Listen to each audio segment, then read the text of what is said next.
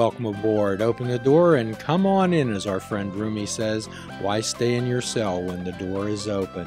If you're welcome nowhere else, you're certainly welcome here. The only price of admission is honesty, open-mindedness, and the willingness to try. A couple foundational pieces that we're spiritual beings and we happen to be having a human experience and that life is absurd. And follow us as we plot our way through life. No maps, we'll plot our way as long as we go. So my name is Jim Ellermeyer. I'm a behavioral health therapist. And today, as our show on Fishing Without Bait evolves, we're joined by Mr. Chris. Thank you. It's good to be here. Tell us a little bit about how you came to be on the show and perhaps be acquainted with it. Sure. Well, I am familiar with Fishing Without Bait. Have watched a couple of the episodes. Of course, Michael Sorg is a friend, and I always check out what he is into because Sorgatron Media does some great things here. Yes, absolutely. And I think he was the one that connected you to I, and because he showed you a video from last Friday night's storytelling event where I, for the first time, shared in public my path with bipolar disorder. So could you tell us a little bit about your coming out decision? Yes. So this was something I don't know. You can. There's always a stigma around it. I'm in a very professional position, and so I really didn't want people to sort of, I don't know, I guess, judge me by bipolar.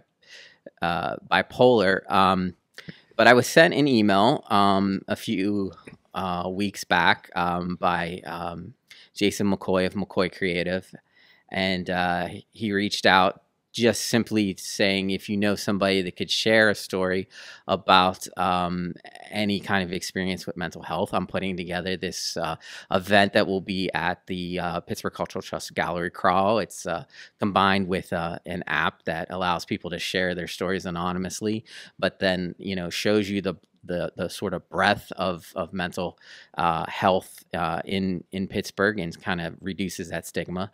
But he was looking for 6 storytellers, and so I said, well, maybe this is a sign from the universe. I don't know. Maybe it's time that I went public and showed sort of my experiences to hopefully open that up for other people to share as well, and maybe break down the stigma and maybe push the needle in ahead in understanding of the disease. And so I said, well, I have a story to tell, and so I was accepted in as one of the storytellers, and we did it live on the street in the middle of downtown Pittsburgh on Liberty Avenue. So you can't get more public than that. Yes, I watched that. That was great. So normally the committee inside of your head, some of the committee members would be voicing great opposition to something like that. Well, it's it was exhilarating and terrifying at the same time.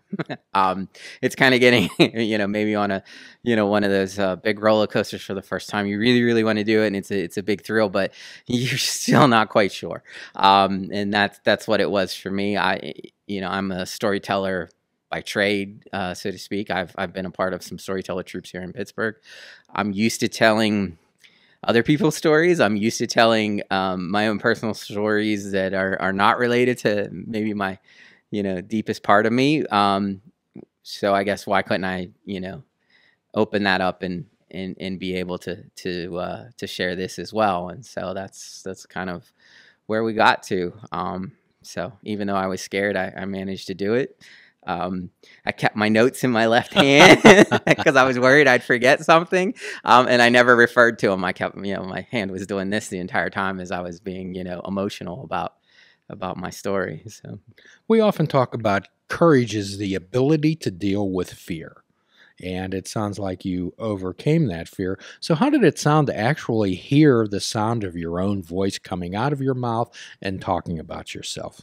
When I'm in the moment, I don't even hear it. But I could see it in the eyes of the people. And I was able to kind of almost work in a semicircle, and there were a lot of different people, some involved with the events. They knew what was going to happen, and some that had just walked by and stopped to listen to the story. And you start to get some head nods and some recognition, and you just keep rolling from there. So it was harder, I think, really to sort of sit down and capture it on paper, because I wanted to make sure I had it all. I wanted to grab as much emotion as possible. When I actually got to tell the story, well, it was easy to kind of really share that emotion. Well, it's kind of cathartic to be able to share that out with people. It was, and as I said last week, sort of the stage I was in my moods was I was going up and down, because I had crashed out of a manic stage and into a depression stage. And when I'm in a depression stage, I don't want to be in it. I don't like it. And so I tend to try and push myself up to get back to that manic stage that I like so much. And so I was going up, down. But after Friday, I actually moved into a nice, calm and normal state where I'm at right now. It's almost like a vacation. It feels great. And I think part of it was sort of getting that off my chest and out into the open, and I feel good about myself right now. That's very, very important, feeling good about yourself. And that's the self-validation type of thing that we work with on this show frequently.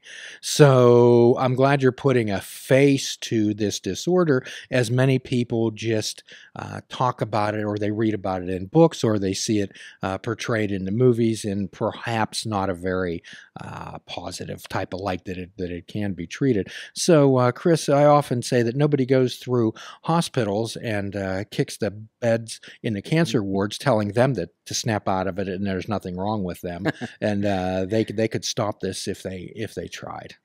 I mean, that's kind of what I've heard. It's what I've read, is like, if you're just on a routine, if you eat at the same times, if you go to bed at the same times, if you get up at the same times, if you get enough sleep, the right amount of sleep, if you exercise at the same times and get the right amount of exercise, if you just do that on a consistent basis, you'll be able to control it.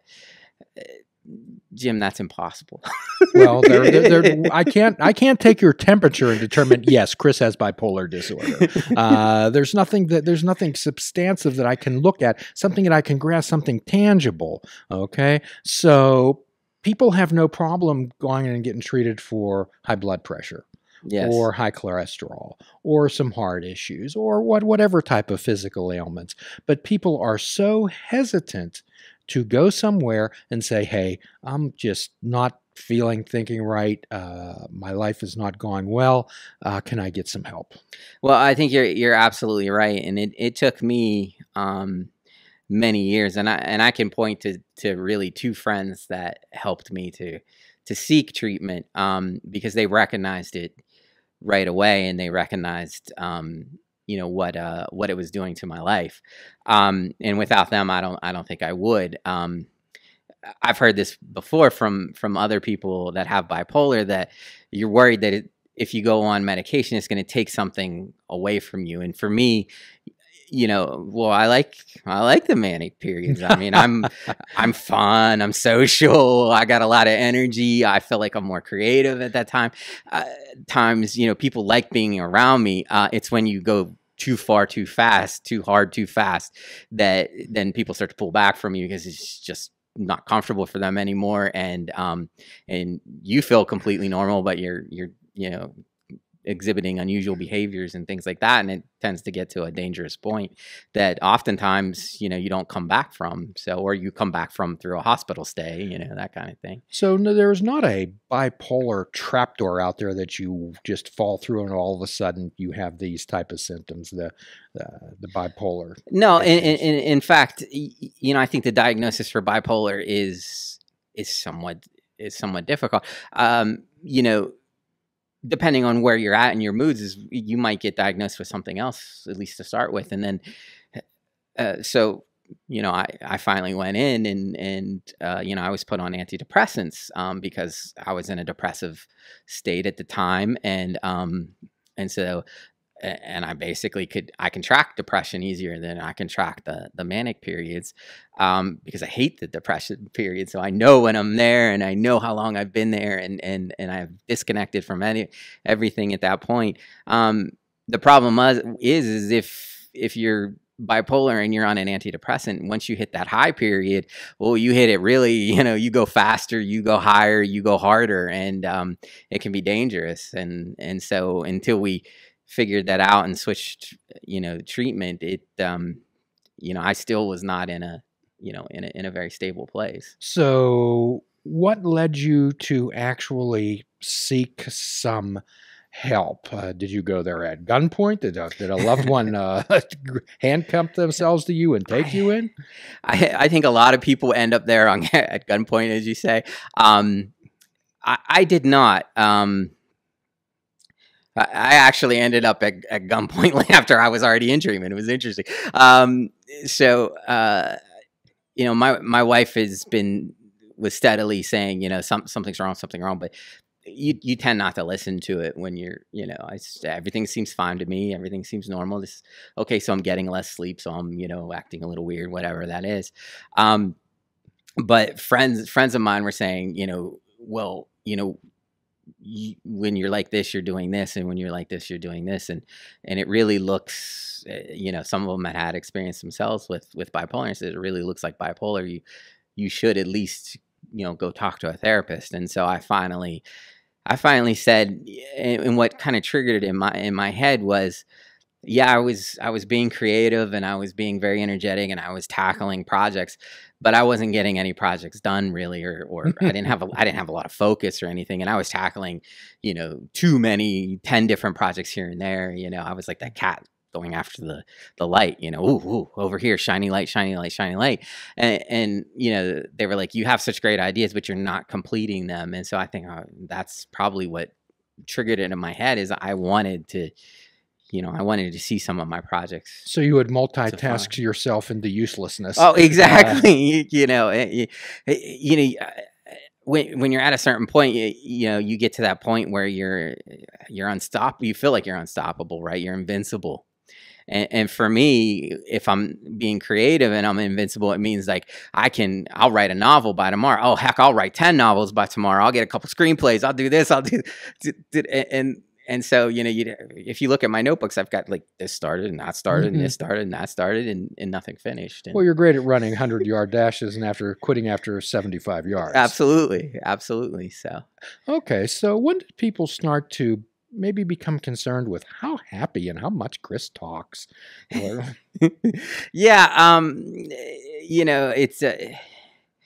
It's for my wife, it was really the up downs. It was the highs and then the crashes when I was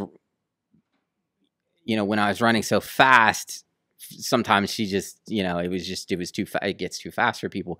But for her, it was that sort of switch in between to where, I'm out, I'm engaged, I'm with the family, I'm doing things with the family too, where, I'd come home from work and I'll shut myself in the room for the rest of the night. Or it'd be periods of, he's up all night, he's doing whatever. And then, a week later, I'm sleeping for days at a time, because my body I physically crashed at that point. It was those types of things that, well, I love her. I want to be there for her. And I'm not when I'm doing that. And so, to keep that relationship, strong, I wanted to be, I wanted to, so get better at manage this for her. So you had some motivating factors behind that. And that's what it So takes. It wasn't necessarily, he's done something totally destructive. I've done destructive things all my life and not ended up in therapy, so to speak. But it was really that kind of culmination of, or realization that now's the time, because you just don't want to, don't want to lose what you have. Sure. So you recognize that. And that's, so what we help people do on this show is be able to step back and look at situations rather than from them. And when I watched your video, I loved the way that you referred to the tiger. Could you say a little more about that? So the PBS had done a documentary where they had interviewed several people, some of them celebrities, about their own experiences with bipolar, and they kind of coined the term "riding the tiger," and I think it comes from, well, when you're riding the tiger, it's the only time you can't be eaten by the tiger, right? For me, even before that documentary, I've always had this kind of dream or vision of really chasing the tiger when I'm up and going and have a lot of energy, and I can almost get that tiger, and so I'll just run faster. I'll run faster. I'll run faster. And I liken it. It's not a linear journey for me. I'm actually chasing it in a circle. And so at some point the tiger starts to overtake me, and the announcer's up on the tracker saying, "Oh, he's about to be lapped," because that tiger's come around that circle and he's not chasing me, and that's more of the depressive periods. And so then I'm trying to run faster around that circle to get back to, so I don't get swallowed by the tiger, basically. And so that's always the vision I had, and I've always related that to my mental health. And then to come and see that PBS documentary of Riding the Tiger, it really kind of brought that into focus. And so I basically, when I tell my story now, it's the tale of the tiger and circles, because it's more than just riding the tiger for me. It's not even the tiger that scares me. I'd be happy to walk side by side with tiger or stare it face down. To me, the most frustrating thing is the circle, because it just doesn't end.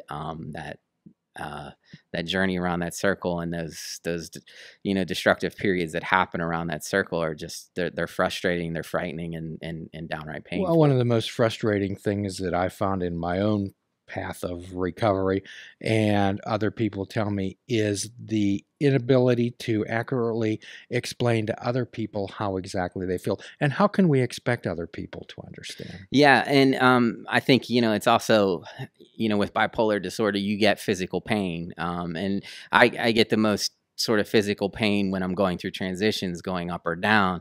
And so that, pain makes you irritable, short-tempered, restless, irritable, and discontent. Exactly. So, you want to try and limit that just for that. Well, sure. It's like trying to explain the color red to a blind person. Mm-hmm. Okay. I remember what you were talking about with the tiger, trying to explain to people. I was on my first go-round at Western Psych a number of years ago. The psychiatrist was asking me a number of what I thought was inappropriate, way off the mark questions. And finally I said to him, I says, "Doc," I said, "have you ever felt the beast roar? Have you ever heard that beast roar?" And he said, "Well, I don't know what you're talking about." And so I stood up and I said, "Well, then apparently we have nothing further to discuss." And things didn't go well for me after that there. However, it's frustrating to try to help somebody understand how you feel.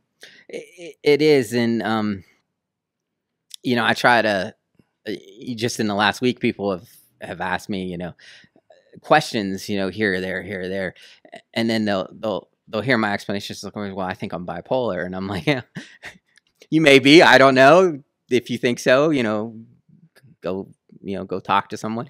But what I think it's important for everybody to understand is you will go through all three of these. You'll be manic, you'll be depressive, you'll be normal. That's actually normal. For someone that has bipolar, you'll go through them, far more intensely, sometimes dangerously.